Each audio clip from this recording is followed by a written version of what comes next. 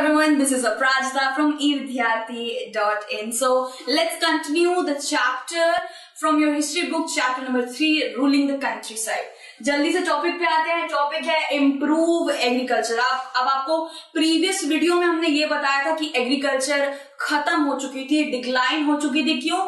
क्योंकि रेवेन्यू बहुत ज्यादा लिया जा रहा था, जो हमारे किसान भाई थे उनसे लिया जा रहा था और बहुत ही सस्ते में उनको बेचने के लिए कहा जा रहा था, इसलिए उनकी जेब में कुछ बचता ही नहीं था. ठीक है. सो एग्रीकल्चर अब धीरे धीरे, भाई एग्रीकल्चर नहीं चलेगी तो कैसे चलेगा? तो ब्रिटिशर्स को कैसे तैसे करके तो एग्रीकल्चर चलाना ही था.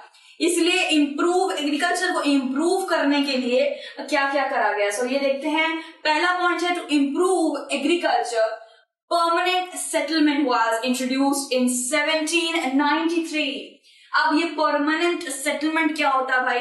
परमानेंट सेटलमेंट लाया गया था चार्ल्स कॉर्नवालिस द्वारा. ठीक है.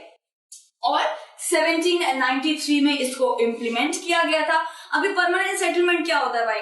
परमानेंट सेटलमेंट वो होता है जिसमें रेवेन्यू फिक्स्ड रहता है, यानी कि एक प्राइस होता है जो फिक्स्ड रहेगा.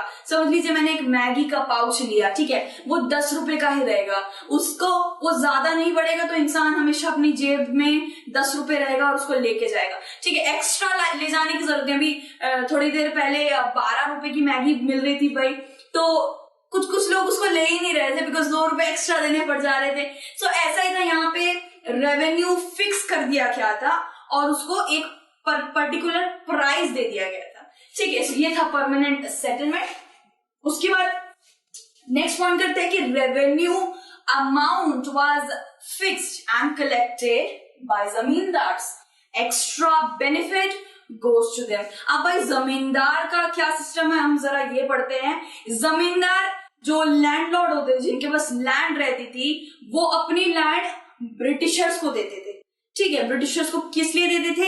एग्रीकल्चर प्रैक्टिस करने के लिए अपनी लैंड दे दिया करते थे. एंड इवन वो जो ब्रिटिशर्स थे वो जमींदार को एक और काम देते थे कि जितना भी रेवेन्यू कलेक्शन है ना, हमारे एजेंट बनिए और सारा राज कर कलेक्ट करके हमारे पास ले आइए.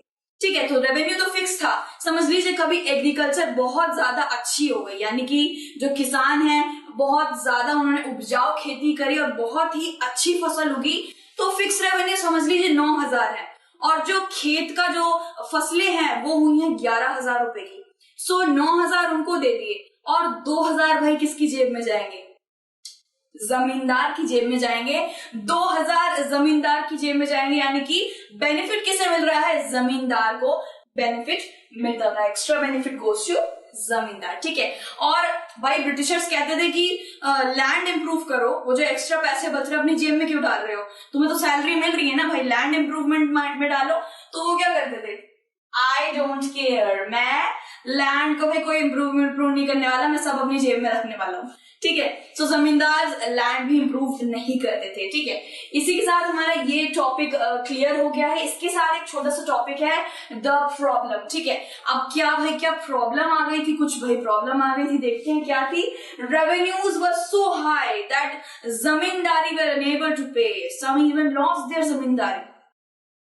अब भाई पहले तो हम यहाँ पे देख रहे थे, पहले जो था यहाँ पे हम देख रहे थे कि जमींदार को तो बेनिफिट मिल रहे हैं भाई, और अब क्या था? अब जमींदार को लॉस, मतलब उनको काफी लॉस होने लग गया था. ये जरा पता करते हैं. जितने भी जमींदार थे उनकी जो जमींदारी थी, ठीक है, वो ऑक्शन में बेच दी जा रही थी. अब ये ऐसा क्यों हो रहा था? वो इसलिए क्योंकि अगर देखिए जमींदार को एक प्राइस, एक फिक्स प्राइस ब्रिटिशर्स को देना ही देना है. लेकिन कभी कभी होता है ना, खेत खराब हो जाते हैं, कभी फसल अच्छी नहीं होती है, कभी पानी आ जाता है, लाइक बरसात ज्यादा हो जाती है, फसलें खराब हो जाती है, कीड़े लग जाते हैं.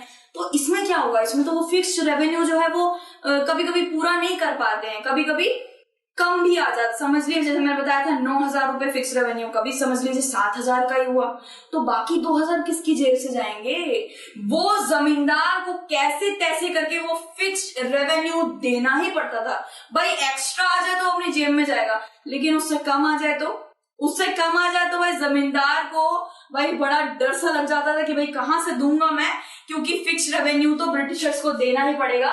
सो जो नहीं दे पाते थे, जो पूरा एक फिक्स्ड रेवेन्यू था वो नहीं दे पाते थे, तो उनसे उनकी जमींदारी छीन ली जाती थी और क्या करी जाती थी, ऑक्शन में बेच दी जाती थी वो जमींदारी। ऑक्शन, क्योंकि जमींदारी भाई बहुत बड़ा टाइटल था, वो लोग ब्रिटिशर्स के लिए काम करते थे, एक अलग ही भाई रुतबा होता था उनके अंदर, ठीक है। सो ऑक्शन में बेच दी जाती थी कि तुम भाई पैसे नहीं दे पाओगे तो जमींदारी बेच देंगे। सो दूसरा क्या आया कि दूसरा पॉइंट है कि the cultivation was oppressive for the cultivator, ठीक है। इफ ही फेल्स टू पे the borrowed loan, his land was evicted. Evicted यानी कि बेदखल कर देना, ठीक है। तो यहाँ पे क्या बताया जा रहा है कि जो कल्टीवेशन हो रही थी, यानी कि जो खेत खलियानों में जो बोना फसल करना है, जो कल्टीवेशन हो रही थी, एग्रीकल्चर हो रहा था, वो ऑपरेसिव था, यानी कि वो बहुत नाक में दम कर दिया था भाई हमारे किसानों को। क्यों?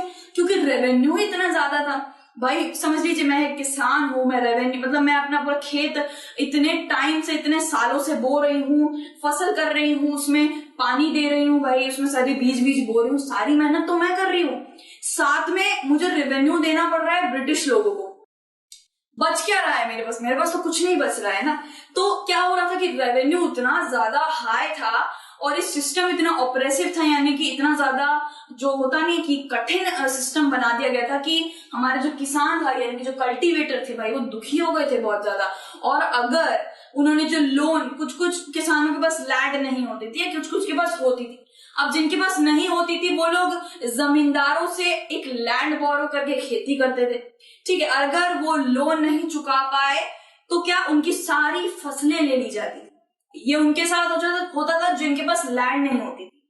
अब जिनके पास भाई अपनी जमीन है, लैंड है, उनके साथ क्या होता था, उनके अगर वो रेवेन्यू नहीं चुका पाए, तो उनकी लैंड और साथ में उनके क्रॉप्स भी ले लिए जाते थे।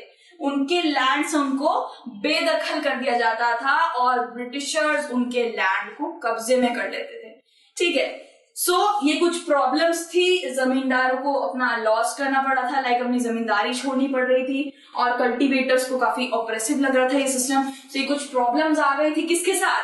परमानेंट सेटलमेंट के साथ ये कुछ प्रॉब्लम्स थी, ठीक है। सो इसी के साथ हमने पूरा का पूरा जो टॉपिक था इसके साथ ये टॉपिक जुड़ा हुआ था वो हमने क्लियर कर लिया है। बाकी के टॉपिक्स हम नेक्स्ट वीडियो में करेंगे। Till then take care, bye bye.